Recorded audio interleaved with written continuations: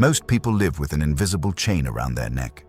The belief that the world owes them something, that life should be fair, that others should recognize their pain, their effort, and their worth. But that belief is exactly what keeps them enslaved. Albert Camus, the French philosopher of the absurd, saw this clearly. He wrote that life is not fair, not meaningful by default, and not arranged to reward your goodness or effort. Yet instead of despairing, he called this realization the beginning of freedom. Because when you finally stop expecting the universe to pay you back, you start living on your own terms. Most people can't handle this truth. They spend years waiting for validation. From parents, lovers, society, or some cosmic justice. They think, if I work hard enough, if I'm kind enough, if I do everything right, then things will finally go my way. But that moment never comes. And when it doesn't, they collapse into bitterness. Camus called this the absurd condition, the clash between our desire for meaning and the cold indifference of reality. We want purpose, yet the world remains silent. We crave fairness, yet chaos reigns. And because we expect life to explain itself, we suffer endlessly when it doesn't. The problem is not life's indifference, it's our expectation that it should care. That's the source of modern misery. The man who believes the world owes him will always be at war with it. Every disappointment feels personal, every failure feels like betrayal. He blames his parents for not supporting him. He blames society for being cruel. He blames women for rejecting him, men for competing with him, fate for ignoring him. But the moment you accept that no one owes you anything, something shifts. You stop waiting, you stop begging, you stop comparing your path to anyone else's.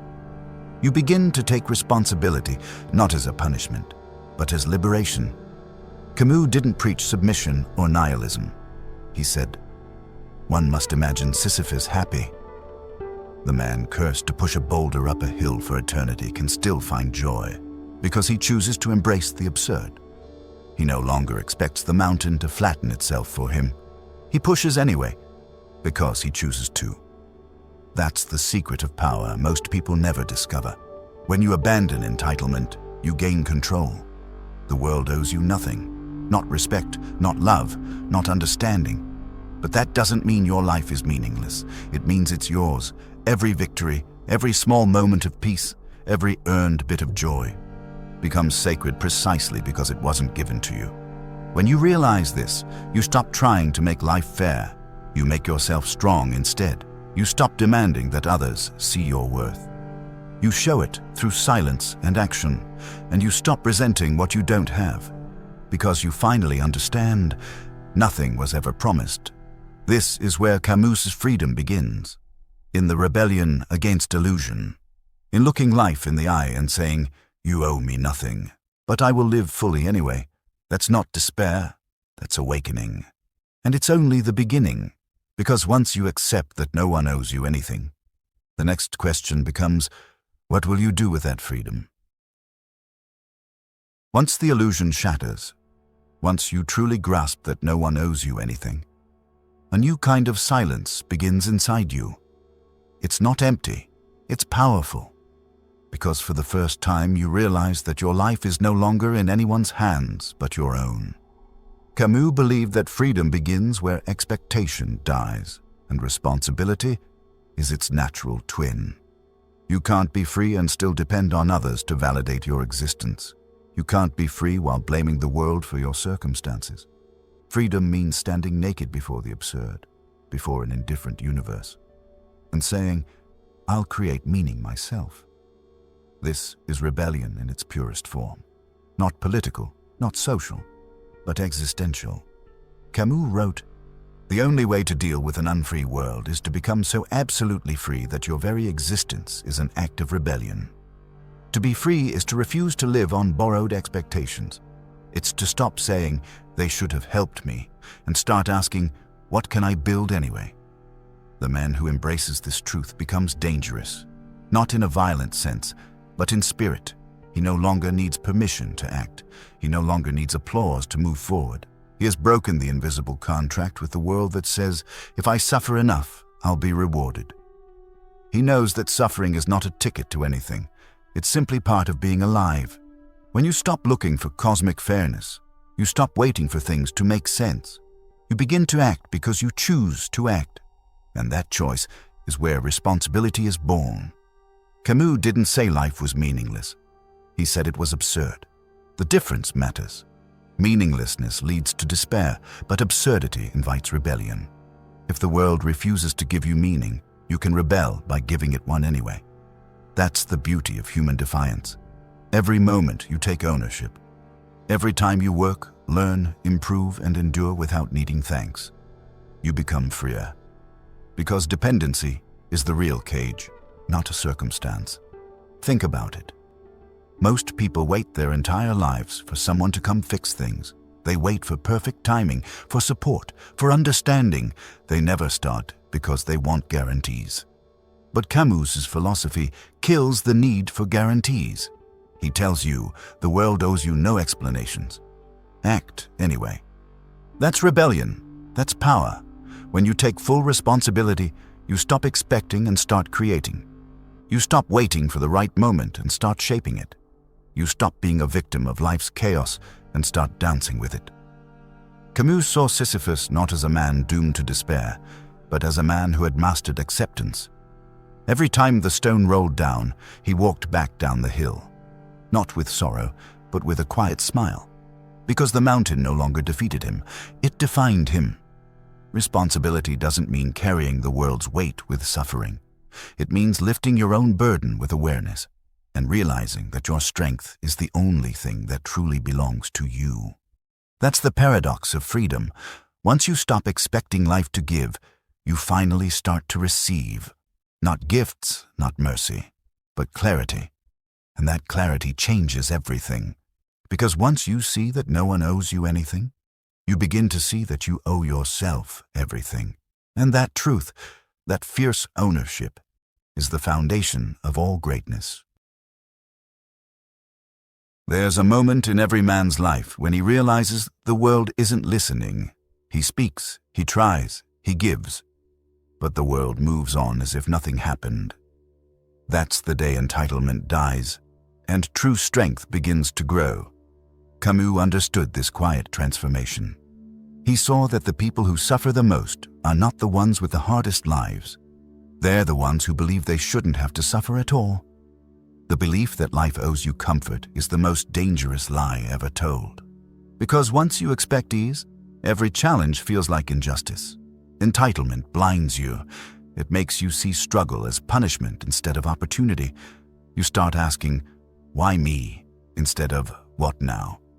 You begin to resent the world for not handing you what others had to bleed for. But here's the truth Camus quietly whispered through his philosophy. No one owes you fairness, and that's exactly why your actions matter. When the world stops caring, your choices suddenly become sacred. You are no longer acting for approval or applause.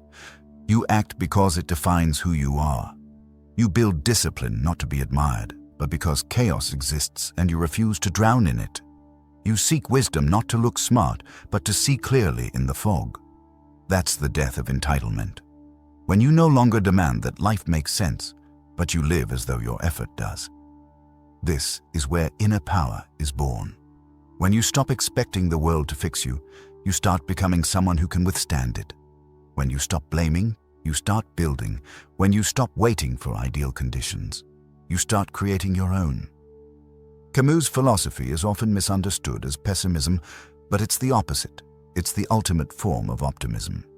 Not blind hope, but courageous acceptance. He didn't tell you to give up on meaning. He told you to make meaning despite the absurdity, to live fully, even knowing that nothing guarantees reward. That's real power. To keep showing up when no one's watching, to keep pushing your own stone up the hill, not because someone asked you to, but because it's yours.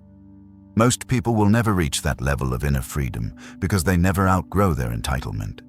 They still want someone to notice them, reward them, or fix their story. But the ones who do, the ones who stop asking and start acting, they begin to walk differently. They carry a quiet authority that doesn't need recognition. That's what Camus meant when he said, "In the depth of winter, I finally learned that within me there lay an invincible summer."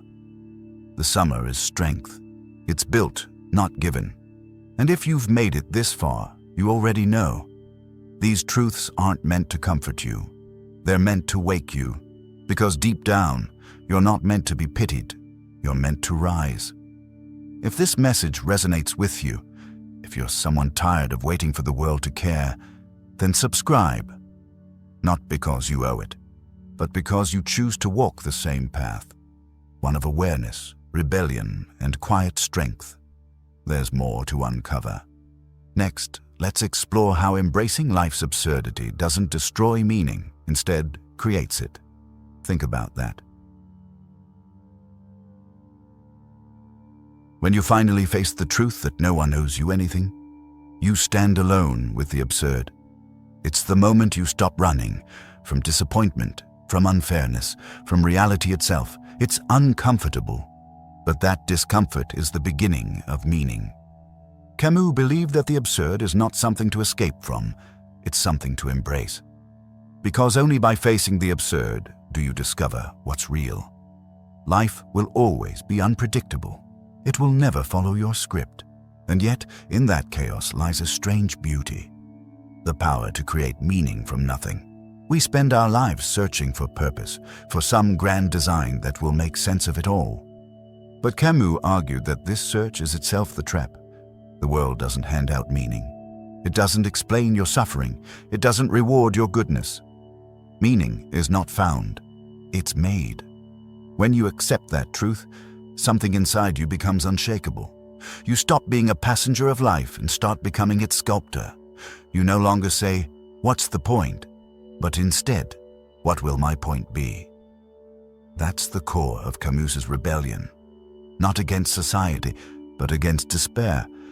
He understood that when you rebel against meaninglessness, when you decide to live as if your actions matter, even when the universe stays silent, that's when life begins to glow with a strange intensity. You don't need divine justice to act with integrity. You don't need fate to reward you for trying. You simply do it because you are alive. And that alone is enough reason. Camus saw in the absurd not punishment, but liberation.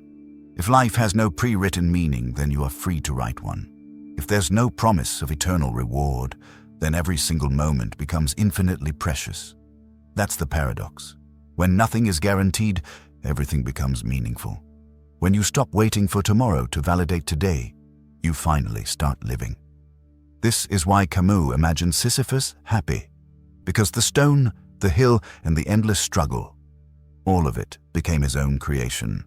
He accepted his fate, but he refused to be crushed by it. He turned his punishment into purpose. We all have our stone to push. Maybe it's failure, maybe it's loneliness, maybe it's the silent war within ourselves. But when you accept that life will never explain itself to you, you stop needing it to. You look at your struggle and say, if this is my path, then I'll make it mine. Meaning is not in the outcome, but in the act. It's in choosing to keep going when you could have stopped. It's in saying yes to life, even when it says nothing back. That's Camus's ultimate freedom, to live fully without needing the universe to justify your existence. You become your own answer. And when you do, the absurd doesn't disappear. It transforms into something else. Clarity, strength, and a deep calm that nothing can touch. Because once you accept the absurd, you stop fearing it, and that's when you begin to live not with hope, but with purpose. Now, let's also uncover what this kind of freedom actually looks like, and how living without expectation can make you unstoppable in a world that constantly demands your submission. Hear this clearly. Freedom doesn't begin when everything goes your way. It begins when you stop waiting for things to go your way. Camus understood that life's greatest power comes not from control, but from acceptance. The moment you stop demanding that the world repay you, respect you, or reward you, you step outside the game entirely. You become untouchable. Most people are chained by expectation. They move through life in quiet negotiation. If I work hard, I'll be happy. If I'm good, I'll be loved. If I suffer enough, things will change. But the truth is brutal. The world doesn't deal in fair trades. And yet, that's not a tragedy. It's a doorway. Because when you accept that no one owes you anything, you stop living reactively. You stop begging for meaning and instead create meaning through your choices. You stop depending on approval and instead build your own standards. You start to act, not out of fear or obligation, but from pure conviction. That's real power, and that's why Camus called rebellion the certainty of a crushing fate without the resignation that should accompany it. You accept that life is hard, and you fight anyway. You accept that you will die, and yet you live deeply, fiercely, passionately. That's what makes you unstoppable. You no longer need life to be easy to keep going. You no longer need others to believe in you to stay consistent. You no longer need guarantees to take risks. You are free. Most people think freedom means doing whatever you want. But Camus' freedom is different. It's the ability to stay centered no matter what happens. It's walking through the absurdity of life and smiling, not because everything is perfect, but because you are. When you stop expecting, you start appreciating. When you stop seeking fairness, you start creating beauty. When you stop asking, why me? You begin to say, it's me. That's the quiet power of someone who's truly awake. They don't chase recognition. They don't complain about injustice. They move, they build, they love, they fail. All without bitterness, because they've learned what most people never do, that life doesn't owe them anything. And that's precisely why it's worth living fully. Camus once wrote, "To live is to keep the absurd alive." He wasn't telling you to surrender to emptiness. He was telling you to embrace existence as it is. Uncertain, temporary, raw, beautiful. Freedom, in the end, is not about escaping the absurd. It's about dancing with it, laughing with it, and realizing that the chaos you feared was never your enemy, only your teacher. When you live that way, nothing external can defeat you, because your strength doesn't depend on what happens. It depends on what you decide to become. So ask yourself, if no one owed you anything, not even life itself, how would you live? How much more fiercely would you love, create, or fight? That's where real freedom begins. Not when the world gives you permission, but when you finally give it to yourself. And if this message spoke to something deep in you, if it made you see life a little differently, subscribe, because the journey doesn't end here. This channel exists for those who refuse to live asleep, for those who choose awareness over comfort, for those who want to feel alive again. Stay curious, stay awake, and remember, the world owes you nothing, but that's exactly why you can become everything.